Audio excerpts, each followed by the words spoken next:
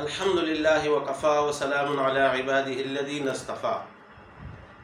قال النبي صلى الله عليه وآله وسلم: الزكاة ما بين اللبة واللحيين، او كما قال عليه الصلاة والسلام. زما محترمو دا نبی علیہ الصلوۃ والسلام حدیث مبارکه ده.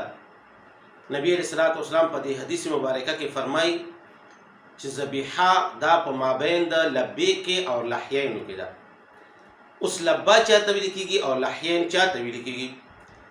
لبا د سینې نه چې کوم بره حصه ده دې ته لبا ویل کېږي، او لحیین د زنې نه چې کوم ښکته حصه ده دې ته لحیین ویل کېږي. نو د نبی علیہ الصلوۃ والسلام د دې حدیث مبارکه مفهوم او خلاصه دا شوه چې د ذبیحې چې کوم ځای دی کومه ایریا مقرره ده هغه د زنې نه ښکته او د سینې نه بره، د څاروي د زنې نه ښکته او د سینې نه بره دا چې کومه حصه ده دا د ذبیحې حصه ده. بس چې په دې کې دې چاړه راښکله ذبح دې وکړه نو ذبح صحیح ده. فقهای کرامو لیکلي دي چې په دې ځای کې څلور څیزونه دي. یو ته خلقوم ویل کېږي، خلقوم دا د سانس نلی ده، او بل ته مریعه ویل کېږي، مریعه دا د خوراک څښاک نلی ده، او بل دریم او څلورم چې دي دا ودجان دي، د وچ تسنیه ده، او دا دوه رګونه دي، په دې رګونو کې وینه ځي او راځي. نو فقهای کرام فرمایي چې د ذبیحې دپاره ضروري ده چې دغه څلور رګونه کټ کړي، یو د سانس نلی، یو د خوراک نلی، او دوه د وینې رګونه. دا کټ کول ضروري دي. نو چې کله هم زنې نه ښکته او سینې نه بره په دې ایریې کې دغه څلور رګونه تا کټ کړو نو ذبیحه دې صحیح ده، خوراک یې جایز ده. او د امام ابو حنیفه رحمت الله علیه په نیز باندې امام صاحب فرمایي چې که درې رګونه کټ کړي نو هم صحیح ده. که یو دې د سانس نلی کټ کا او دوه دې د وینې رګونه کټ کړو نو هم صحیح ده، او که یو دې د خوراک نلی کټ کا او دوه دې د وینې رګونه کټ کړو نو هم صحیح ده، او کچری یو د سانس او یو د خوراک او یو د وینې رګ دې کټ کړو نو هم صحیح ده د امام صاحب په نیز باندې.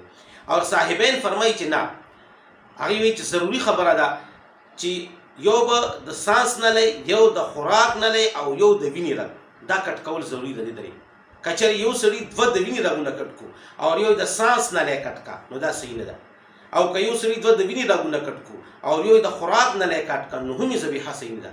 به هر تقدیر خو زمونږ امام صاحب په نیز باندې امام صاحب فرمایي چې دغه څلور رګونه کټ کړي نو ذبیحه هم صحیح ده، او که دې څلورو کې دې درې کټ کړو نو هم ذبیحه صحیح ده. نو اوس قابل غور خبره دا ده چې بعضې حضرات په دې ذبیحې کې ډېره زیاته مبالغه کوي، تر دې پورې چې سر ترې نه مکمل کټ کړي چړې سره، یا چې کوم شاته هډوکی دی نو دغه هډوک هم ذبیحې کې ماتوي.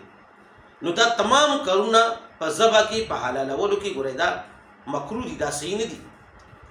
ذبحه بس دومره ده چې تا دغه څلور رګونه کټ کړو یا څلورو کې دې درې کټ کړو نو بس ذبیحه دې صحیح ده، او چې کومه ده ذبحه صحیح ده. زمونږ استاد محترم به فرمیل چې دا د سانس نلی ده، دا د خوراک ده، دا یو طرف ته او دې بل طرف ته چې کومه ده د وینې رګونه دي. نو لہذا چې دغه څلور رګونه کټ شو یا درې کټ شو ذبیحه صحیح ده.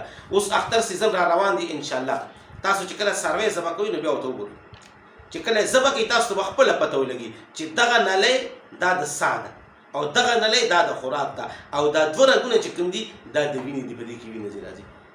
نو به هر تقدیر د نبی علیه الصلوۃ والسلام حدیث مفهوم دا ده چې د زنې نه ښکته او د سینې نه بره چې کومه ایریا ده په دغې ایریا کې د چړه راښکله څاروی دې ذبح کړو ذبیحه صحیح ده.